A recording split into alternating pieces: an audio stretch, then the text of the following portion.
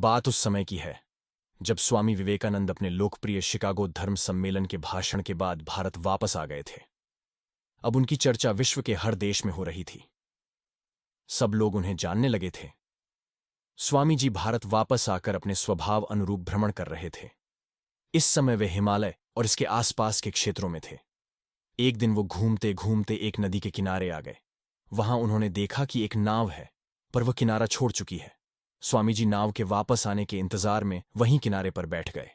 एक साधु वहां से गुजर रहा था। साधु ने स्वामी जी को वहां अकेला बैठा देखा तो वह स्वामी जी के पास गया और उनसे पूछा, तुम यहां क्यों बैठे हुए हो? स्वामी जी ने जवाब दिया, मैं यहां नाव का इंतजार कर रहा हूं। साधु ने पूछा, तुम्हारा नाम क्या है? स्वामी जी ने कहा, मैं विवेकानंद हूं। साधु ने स्वामी जी का मजाक उड़ाते हुए उनसे कहा, अच्छा, तो तुम वो विख्यात विवेकानंद हो जिसको लगता है कि विदेश में जाकर भाषण दे देने से तुम बहुत बड़े महात्मा साधु बन सकते हो। स्वामी जी ने साधु को कोई जवाब नहीं दिया। फिर साधु ने बहुत ही घमंड के साथ नदी के पानी के ऊपर चलकर अपनी शक्ति का प्रदर्शन किया।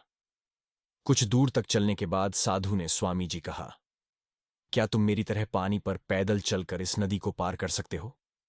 स्वामी जी ने बहुत ही आदर और विनम्रता के साथ साधु से कहा, इस बात में कोई शक नहीं कि आपके पास बहुत ही अद्भुत शक्ति है, लेकिन क्या आप मुझे यह बता सकते हो कि आपको यह असाधारण शक्ति प्राप्त करने में कितना समय लगा?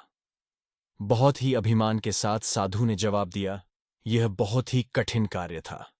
मैंने 20 सालों की कठिन तपस्या और साधना के बाद यह महान शक्ति प्राप्त की है। साधु का यह बताने का अंदाज बहुत ही अहंकार भरा था। यह देखकर स्वामी जी बहुत ही शांत स्वर में बोले, आपने अपनी जिंदगी के 20 साल ऐसी विद्या को सीखने में बर्बाद कर दिए जो काम एक नाव 5 मिनट में कर सकती है। आप ये 20 साल निर्धन बेसहारा गरीबों की सेवा में लगा सकते थे, या अपने ज्ञान और शक्ति का प्रयोग देश और देशवासियों की प्रगति में लगा सकते थे, परंतु आपने अपने 20 साल सिर्फ 5 मिनट बचाने के लिए व्यर्थ कर दिए। ये कोई बुद्धिमानी नहीं है। साधु सिर झुकाए खड़े रह गए और स्वामी जी नाव में बैठकर नदी के दूसरी किनारे चले गए। ये कहानी काल्पनिक सी लगती हो, लेकिन इससे मिलने वाली सीख सच्ची है। इस कहानी ने हमें बताया कि ज्ञान और शक्ति का सही प्रयोग आवश्यक है। किसी शक्ति को प्राप्त करके यदि हम उस पर घमंड करते हैं तो यह मूर्खता है। शक्ति का सही जगह पर सही इस्तेमाल करना ही वास्तविकता में बुद्धिमानी है। अगर आपको कहानी अच्छी लगी तो वीडियो को लाइक करें और अपने परिवार वालों के साथ भी शेयर करें। हर शाम ऐसी ही एक कहानी सुनने के लिए हमारे चैनल को ज़रूर सब्सक्राइब करें।